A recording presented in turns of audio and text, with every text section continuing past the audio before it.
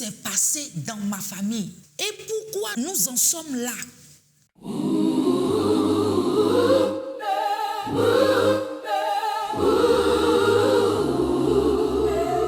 On voit dans ce passage de Genèse chapitre 20, on voit que Abraham a menti à Abimelech que sa femme était sa sœur. Et son fils a répété les mêmes choses. Et le petit-fils aussi a répété les mêmes choses. Le fils a répété en disant, en mentant aussi, que sa femme Rebecca était sa sœur. On voit cela dans Genèse chapitre 22, le verset 5. Il dit, je le ferai parce qu'Abraham m'a obéi et qu'il a observé mes prescriptions, mes commandements, mes préceptes et mes lois. C'est pourquoi Isaac resta à Guérar. Lorsque les hommes de l'endroit s'enquéraient au sujet de sa femme, il répondait, c'est ma sœur.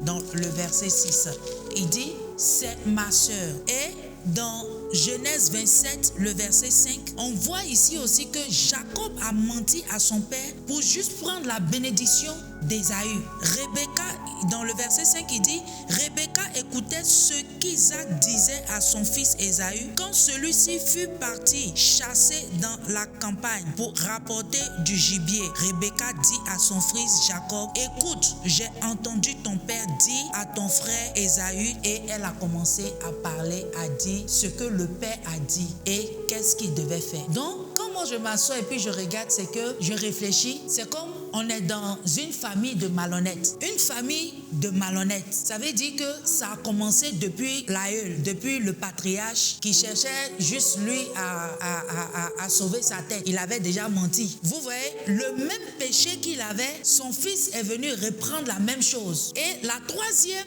génération est venue aussi pour mentir, pour prendre la bénédiction. Où j'arrive, c'est-à-dire qu'il y a des mensonges que nous faisons, que si nous ne traitons pas cela, c'est de génération en génération, jusqu'à ce qu'une personne se lève pour dire, bon, il faut que je pose la bonne question. Qu'est-ce qui s'est passé dans ma famille? Et pourquoi nous en sommes là? Pourquoi les choses ne vont pas? C'est en cela on se marie, on se retrouve dans un foyer et qu'on se retrouve, monsieur, madame, dans le foyer, déjà, quand on va se marier, on ne se pose même pas la bonne question. On ne se pose pas la question à savoir dans quelle famille on va, que ce soit l'homme comme la femme. On a vu par exemple une belle créature, on a vu par exemple un homme qui est beau, qui est de grande taille ou bien qui est de courte taille, ou bien on se dit non, qu'il a les moyens, il peut subvenir, ou bien bon, il a une bonne situation.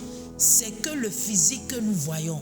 Mais nous ne voyons pas le côté spirituel. Et nous rentrons dans des familles et arrivé un moment, ces mêmes forces-là se lèvent pour nous combattre. C'est en cela que tu vas voir dans un foyer un monsieur qui ne se comportait pas comme ça. Arrivé un moment, tu vas le voir en train de répéter des choses que peut-être son père ou bien sa mère a fait, que lui-même il se voile la face, ou bien soi-même la femme aussi c'est pareil, colérique. Et arrivé un moment, on commence à voir toutes ces choses qui commencent à sortir. Mais pourquoi ne pas commencer par la genèse avant d'aller se marier?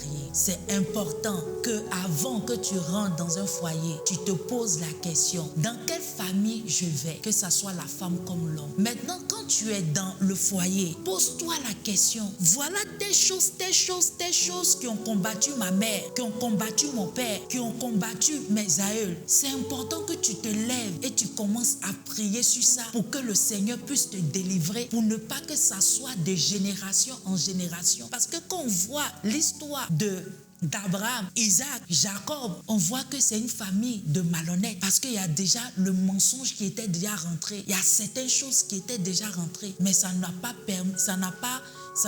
empêché Dieu de pouvoir les utiliser. Et jusqu'à aujourd'hui, on parle d'eux. Mais leur vie nous servent d'exemple. Et si nous lisons la Bible et nous regardons à leur vie, nous pouvons nous aussi enlever certaines choses dans nos vies. Donc c'est important que quand tu es dans un foyer, tu es avec un homme, tu es avec une femme, tu te poses les bonnes questions afin que vous vous mettez ensemble pour prier. La prière est très importante pour que vous restez ensemble, pour que Dieu soit le socle, la base. C'est important que tu puisses prier pour que Dieu puisse refaire la genèse de ta vie et de ton mari. pour ne pas que ce que toi tu es en train de vivre, pour ne pas que ce qui a combattu toi ta vie et la vie de ton mari puisse combattre la vie de tes enfants. C'est important que quand nous nous asseyons, nous nous posons les bonnes questions et non faire des choses qui n'ont pas lieu d'être. Tu viens pour bâtir, c'est pas pour détruire. Tu viens pour bâtir. Donc je prie pour toi en ce jour que le Seigneur te donne la grâce, l'intelligence, la sagesse de ne pas répéter les mêmes choses que tes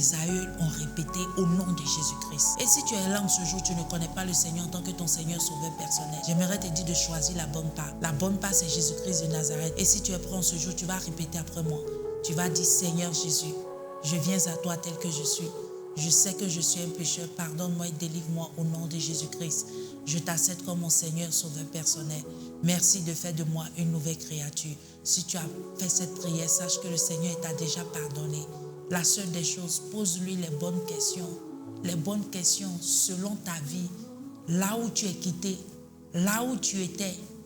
Et tu verras au fur et à mesure, le Seigneur va commencer à enlever certaines choses jusqu'à ce que tu sois clean, si je veux le dire, au devant de lui. Sois béni et à très bientôt. Bye bye.